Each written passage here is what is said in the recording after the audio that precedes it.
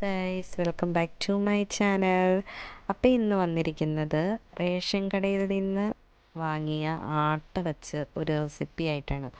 ആദ്യം നമ്മൾ അതിന് പൊടി നന്നായിട്ട് കുഴച്ചെടുക്കണം.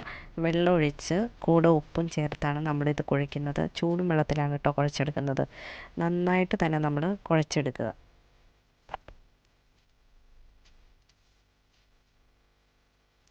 ഇപ്പോൾ ഇത് നന്നായിട്ട് കുഴച്ചെടുത്തിട്ടുണ്ട്.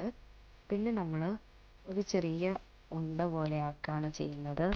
ഉണ്ടാന്ന് വെച്ച് കഴിഞ്ഞാൽ നമ്മൾ ശരിക്കും പറഞ്ഞാൽ കോഴിക്കോട്ട ഉണ്ടാക്കില്ലേ, ആ ഒരു പരുവത്തിനാട്ടോ ഉണ്ടെടുക്കുന്നത്. അപ്പോൾ എല്ലാം നമ്മൾ ഉണ്ട ഉരുട്ടി വെച്ചു.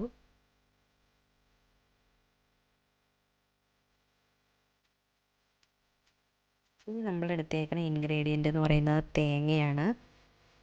അപ്പോൾ തേങ്ങ ചിരണ്ടി എടുത്തിട്ടുണ്ട്. പിന്നെ ഇത് ചെറുപഴമാണ് കേട്ടോ ചേർത്ത് കൊടുക്കുന്നത്. അപ്പോൾ 2-3 ചെറുപഴം ഇതുപോലെ അരിഞ്ഞ് നമ്മൾ ആ തേങ്ങയിലേക്ക് ഇട്ട് കൊടുക്കുകയാണ് ഫസ്റ്റ് ചെയ്യുന്നത്.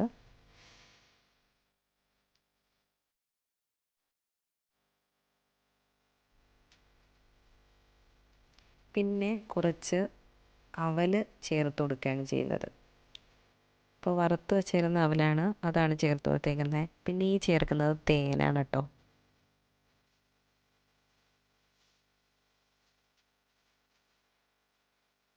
കുറച്ച് തേൻ കൂടി ഇപ്പോൾ നമ്മൾ ചേർത്ത് കൊടുക്കുന്നുണ്ട്.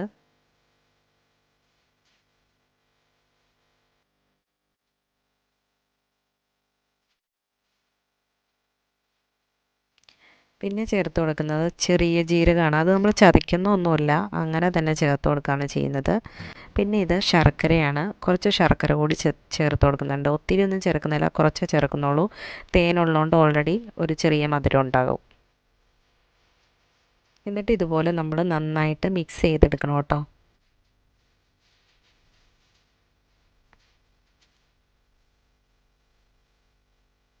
അപ്പോൾ ഇത് നന്നായിട്ട് മിക്സ് ചെയ്തെടുത്തിട്ടുണ്ട്. ഇത് നമുക്ക് ഇതുപോലെ വെറുതെ കഴിക്കാനും നല്ല ടേസ്റ്റാണ്.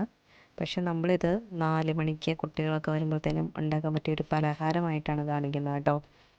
അപ്പോൾ ഇത് നമുക്കറിയാം, നമ്മുടെ ഇടിയപ്പത്തിൻ്റെ പാത്രമാണ്. ഇത് പത്തിരി പ്രസ്സാണ്. അപ്പോൾ പത്തിരി പ്രസ്സിലേക്ക് നമ്മൾ ആ ഒരു ഉണ്ട വെച്ച് കൊടുത്ത് പ്രസ് ചെയ്ത് എടുത്തു. അപ്പോൾ ആ വട്ടത്തിൽ കിട്ടി കഴിഞ്ഞപ്പോൾ അതിൻ്റെ ഉള്ളിലേക്ക് ഫില്ലിങ് വെച്ച് കൊടുക്കുകയാണ് ചെയ്യുന്നത്. അതിനുശേഷം ഇതുപോലെ മടക്കി കൈകൊണ്ടൊന്ന് അമർത്തിയതിന് ശേഷം നമ്മളിതൊരു മലപ്പുറംകാർ പറയും പൂവട ഉണ്ടാക്കുകയെന്ന്, അങ്ങനെ ഉണ്ടാക്കിയെടുക്കുകയാണ് ചെയ്യുന്നത് കേട്ടോ. അപ്പോൾ ഇതുപോലെ ഒരു പൂ ആകൃതിയിൽ നമ്മൾ ആക്കിയെടുക്കും കേട്ടോ.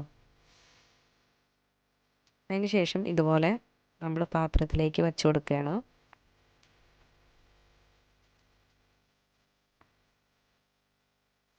അപ്പോൾ എല്ലാം നമ്മൾ വെച്ച് കൊടുത്തിട്ടുണ്ട്.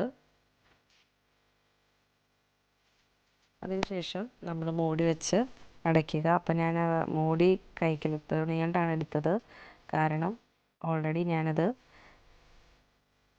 പാത്രം അടുപ്പത്ത് വെച്ചിട്ടുണ്ടായിരുന്നു. അപ്പോൾ അത് നന്നായി ആവിയേറി കഴിയുമ്പോൾ നമ്മൾ വേറൊരു പാത്രത്തിലേക്ക് മാറ്റുക. ഇത്രയേ ഉള്ളൂ നമ്മുടെ വീഡിയോ എന്ന് പറയുന്നത്. പിന്നെ കട്ടൻ ചായയാണ്, ഇതും കൂട്ടി കഴിക്കുക. അപ്പോൾ എല്ലാവരും ഒന്ന് ട്രൈ ചെയ്ത് നോക്കണം. ഒരു അടിപൊളി സ്നാക്കാണ്, പെട്ടെന്ന് തയ്യാറാക്കിയെടുക്കാൻ പറ്റും, കുട്ടികൾക്കൊക്കെ ഇഷ്ടപ്പെടും.